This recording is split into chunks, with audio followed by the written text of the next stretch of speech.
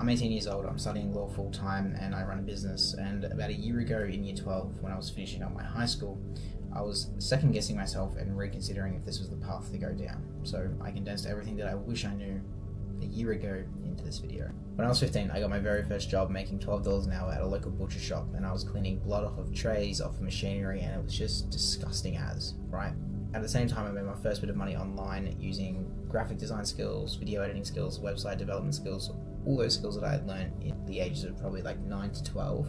I was being paid $100 a week to manage a Shopify store at the same time of doing this job, and I spent my entire ages from about 15 to 17 in that job trying to move up. So I went from $12 an hour as a cleaner to then $16, $15 an hour up as a cashier, and then 17, and then 18, and it was like a progression thing. But at the same time, I was doing the Shopify thing on the side for $100 an hour, and I was freelancing for photography and videography and, giving out my value and my skills.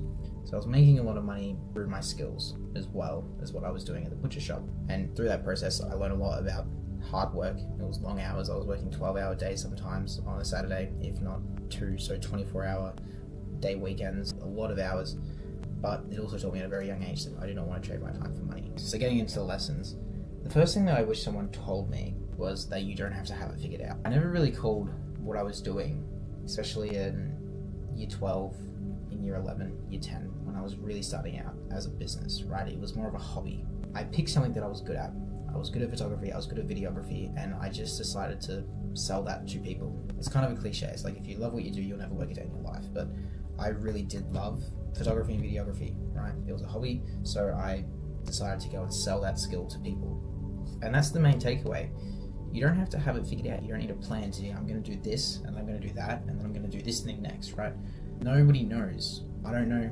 The billionaire doesn't know what they're doing tomorrow. You wake up with basically a blindfold on. Obviously, you need to have some form of plan, but you need to figure out what you're good at if you have a skill, and then you need to focus on selling that skill to people. Because if I didn't even start with what I had skills in at the time, I wouldn't be where I am today. Because through the process of trying that, I learned other skills. I was able to get more opportunities. I was getting more chances. And at some point, I ended up where I am today, doing content, doing personal brands, business stuff, and working with AI like every single day, right? I don't think at that age, or even a year ago or 2 years ago, I was thinking, oh yeah, in 2 years I'm going to be working in AI.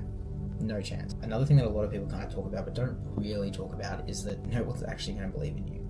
Like, I can't stress it enough, you are going to find very few people who actually believe that you are capable of doing what you think you can do. When I first started, no one believed what I was doing. People around me didn't believe in it. My friends didn't believe in it. The people at school didn't believe in it.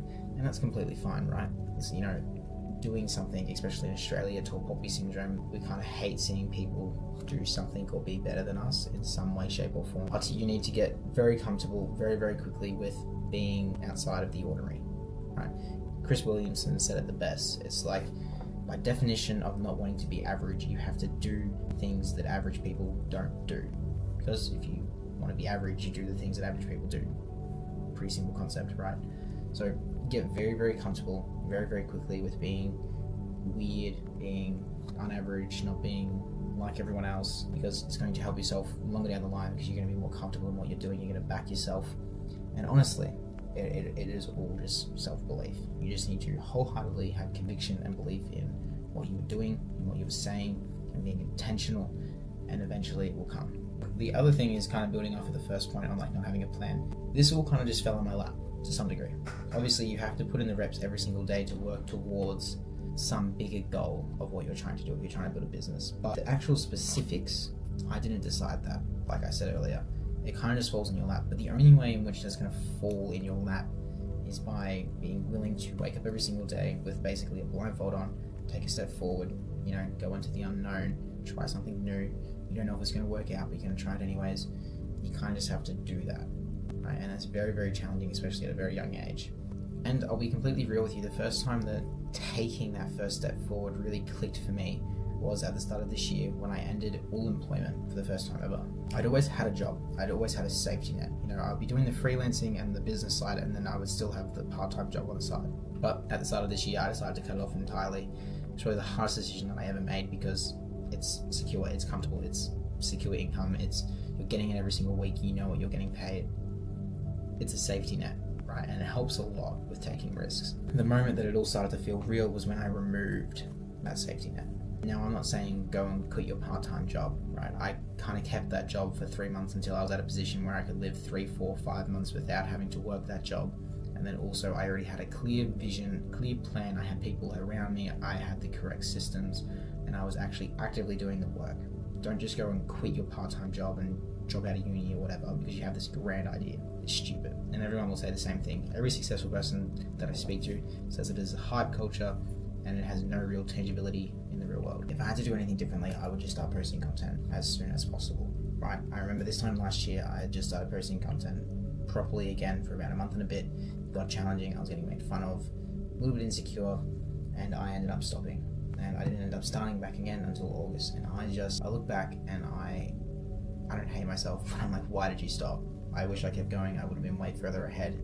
And half of the reason was because I was insecure, but also because you just overthink content so much. You overthink, what do I post? Like, is this idea good? Is this script good? Am I using the right hook? Am I using all this X, Y, and Z? And then you just end up not posting it because it just gets overwhelming, right?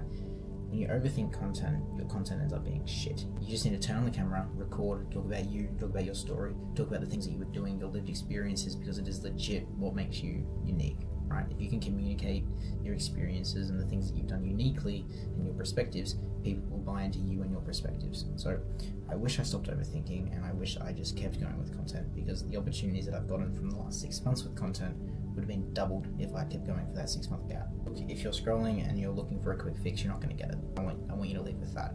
I want you to leave with that. The only way that you are going to get to where you want to be, and I'm still chasing that as well, but you legit just have to force inputs. Just input, give. Eventually you'll get. But if you're just constantly planning or thinking about it and you're never actually actioning on it, you're not going to get anywhere. Because the only way you get somewhere is by just trying, doing it again, reflecting, try it again, failing over and over again. You get comfortable with failing. So go out and do it.